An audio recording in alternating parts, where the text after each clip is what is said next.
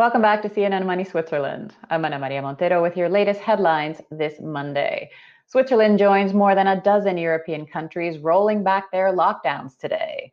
Restaurants, shops, libraries, museums, and some schools all reopening. Olivia Chang is on the ground and gives us a first look.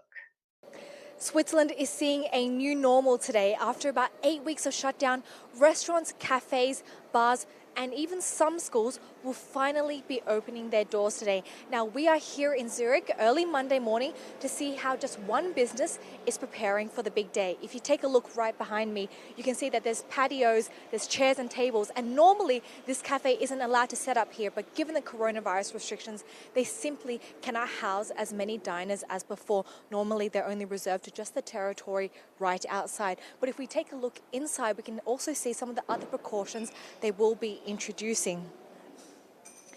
Now, just over here at the entrance, they do have some disinfectants set up so that clients can disinfect their hands before coming in here to dine. Now, if you will be having a meal here, of course, it won't be the usual dining experience. You'll notice that there is at least about 2 meters of distance between the tables, but also if they can't respect that 2 meters, there will be some dividers set up in between. Now, I've spoken to the manager of the cafe and restaurant, and they've said normally they can house about 30 people inside. Normally there's a giant table here in the middle, but they've had to swap out some of the furniture to accommodate and respect these social distancing rules. Now, of course, a big topic has been the question of data and what information will be collected. Now, this cafe, in fact, will be asking diners to provide data at the end of the meal. They'll be giving them a second copy of the receipt, and if they want, it's not obligatory, they can provide their contact details like name and phone number. I mean, first of all, the people have to know that it's not mandatory to give the data. Everybody can decide by themselves. In our case, we just give 2 receipts. So a person can write down at the back their data, and it always has to be just one person on the table.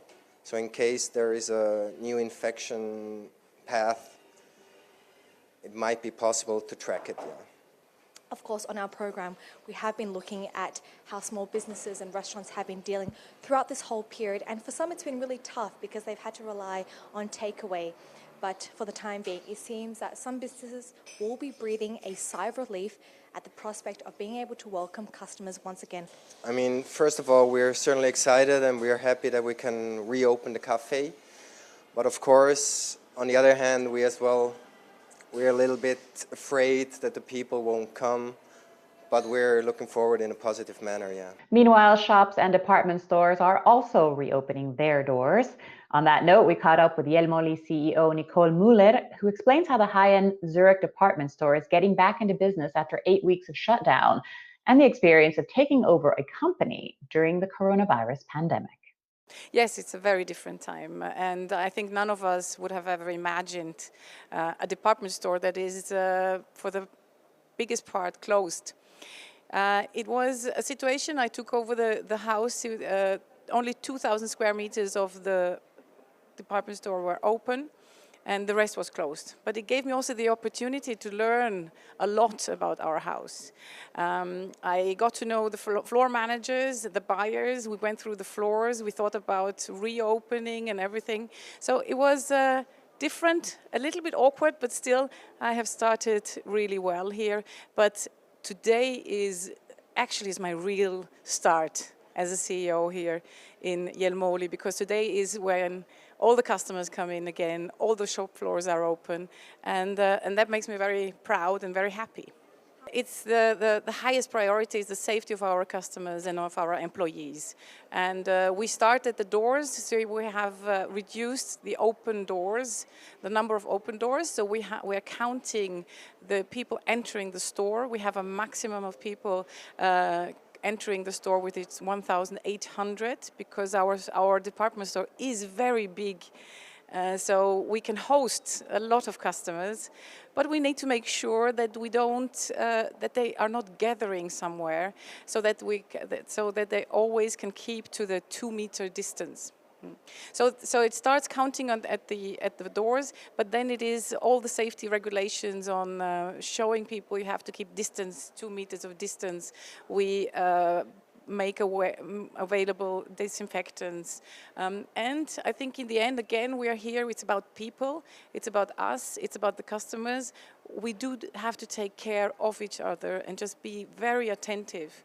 And with all the rules that we have set up, and all, I'm quite safe that our customers will be safe, and if not, you can be sure that we will adapt all those regulations within our store. What I can see, the customers are happy that they can come back to us. They're happy that they can start shopping again. So how many of the customers are coming back to shop, I don't know yet, but I'm positive that it will come back to a new normal, let's say that. I think after 1 week we'll be able to tell a little bit more by listening to the customers, by counting the customers. I'm positive. I do believe that people want to spend also money on nice, beautiful and qualitative things. And you asked me about the change in consumer behavior. I personally hope that people will think twice on what they are buying, where do the goods come from, and that they spend more on the quality rather than the quantity. And so sustainability becomes an interesting topic for the future. Despite the rain, sporting activities in Switzerland are also permitted to resume today, albeit under strict guidelines. Matt Layton takes us on a tour of how golf, tennis, and other sports are making it work. After 8 weeks of shutdown, we're finally able to do some sporting action. Of course, there are several rules. Today, the weather's not perfect, but people are delighted to get back to the action. We're back to work this morning. Everything's looking good. The weather's pretty ordinary, but people are keen. Just had my first lesson. Looks like things will get back to normal pretty quickly. Today, the Tennis Club of Neon is opening. Many precautions. There's a whole list which have been sent to all the members, explaining exactly what you need to do. When you come to the club, there's a way you follow. Different rules for different people who are working here.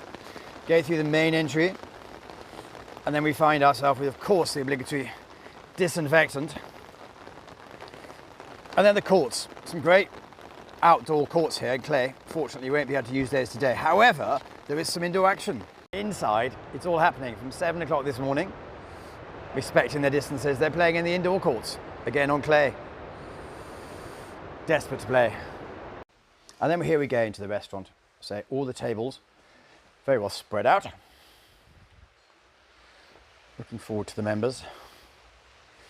And of course, since this morning, the courts are in action again. Good to see. Whilst keeping the distances.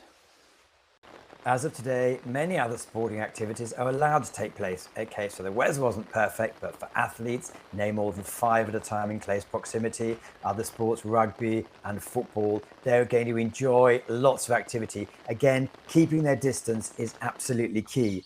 Horse riding centres delighted they can give lessons again. Let's get the horses and ponies ready for that. So in general, a lot of sports are back, strict rules. As we get ready for the new normal, the CEO of Sulzer is predicting that we will travel less.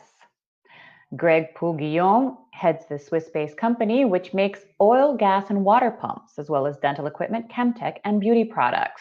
He sat down with my colleague Hannah Wise and explained how his company overcame travel issues in the crisis, and why now he's changing his mind about working from home.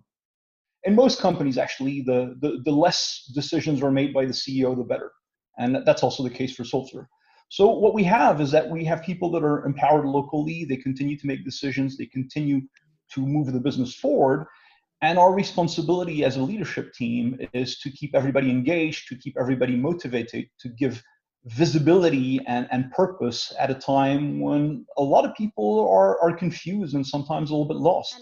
So going forward, has the experience of this lockdown impacted the way that you'll carry out business in the future? Will you see more working from home, for example? Yeah, we'll see less travel on our part, less travel from our customers, because they actually adopted our remote monitoring solutions. You know, these data platforms that we've had for a long time that people were reluctant to adopt because they wanted to have a Sulzer guy come over. And now we've deployed those, and our customers like them. Actually, we've deployed them, these data analytics platforms to do preventive maintenance. We've deployed them also in hospitals to keep the health services going.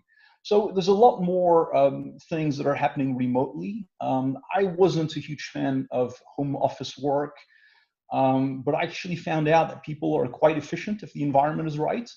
And we also find out when you implement home office that people have complicated lives. You know, they have spouses, sometimes recomposed families, sometimes kids that have needs. And I think it's made us more thoughtful and caring in terms of how we craft solutions that allow people to give the best of themselves in different contexts. So yeah, we'll do more home office, and we'll be more flexible with people going forward. The number of new coronavirus cases in Switzerland continues to decline, even as the government steps up testing. That update today from Daniel Koch. He's head of the Department of Communicable Diseases. He urged people who have symptoms of the virus to be tested as the government resumes efforts to track cases and determine how widely the infection has spread. The government says the demand for short work subsidies is stabilizing after a huge spike during the coronavirus shutdown. So far, about 37% of Switzerland's workforce have applied for the short work. That breaks down to more than 185,000 companies, which together employ about 1.87 million people. And the Swiss National Bank is expanding its COVID-19 refinancing facility to include state-backed loans for startups and credits guaranteed by cantons. The facility was set up in March to boost liquidity for the Swiss banking system and stimulate lending to the broader economy. Until now, it was limited to small businesses and loans backed by the federal government. Now, some people in France are leaving their homes for the first time in months today. CNN's Melissa Bell has the story. Here in France, it is the first day of a gradual return to something like normal. After a nearly 2-month-long stay-at-home order, for the first time today, the French were able to leave their homes without a special authorization. The result, many more cars here on the Champs-Élysées, many more people on the streets of France's cities, but nothing like normal. A lot of people still working from home. The schools have yet to reopen, although the youngest will get back to school later this week. And here in Paris, we remain in a red zone, so there are restrictions. For instance, if you want to travel on the metro, you need a special authorization at peak time saying why it is you weren't able to work from home. So France not quite where it's used to being, but trying to get back to normal. And what the French authorities are looking at are those COVID-19 figures. They've been going down, and specifically we got to the lowest number of deaths recorded in a day on Sunday. Will they rise again now that people are back on the streets and getting back to their lives? That is the question that French authorities are closely watching. Melissa Bell, CNN, Paris. And in China, Shanghai Disneyland opened its doors for the first time in 3 months because of the pandemic. Now, it's the first of Disney's theme parks to reopen in limited capacity. Tickets were listed online Friday and sold out in minutes. Visitors must wear face masks and follow other strict guidelines before they go in. CNN's David Kovar has more from China. It's often referred to as the happiest place on earth.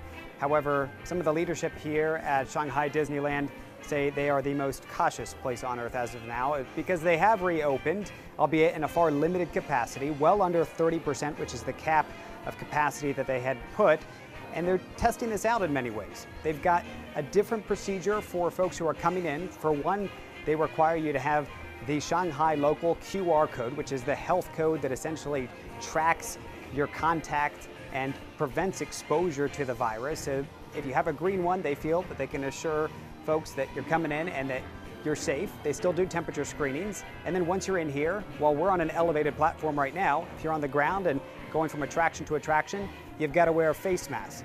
You'll also notice even as you get off the attractions, they have several different hand sanitizer stations. Some of the staff even go around with hand sanitizer to pump it into your hands. All of this is an effort to try to reopen from a business perspective, but also try to maintain that health security. We spoke with the Senior Vice President of Operations here at the park, Andrew Bolstein. He gave us an idea as to what else is changing here.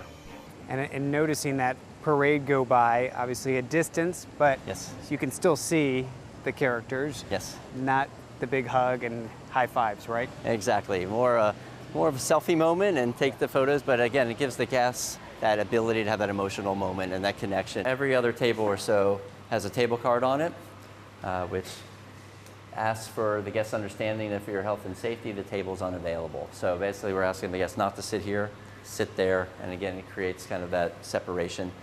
One of the things stressed there by Andrew and some of the other leadership is that Shanghai and arguably China is in a very different place than the other parts of the world, particularly where the 11 parks are that Disney owns and operates. And for that matter, they feel that they can cautiously embark on this reopening. It is a bit different, takes a little getting used to, and yet at the same time, it's still that escape to find a little bit of joy in what has been a very dark period. And that's one of the things they're trying to balance, is this celebratory mood, while at the same time respecting and acknowledging where the rest of the world is at in fighting this outbreak. David Culver, CNN, Shanghai Disneyland. And that's it for today. Thank you so much for joining us. Remember, you can find all of our content on cnnmoney.ch. That is our website, of course. And you can reach out to us via all of our social media platforms. We'd love to hear from you. Thanks again for joining us. Take care, and we'll see you right back here tomorrow.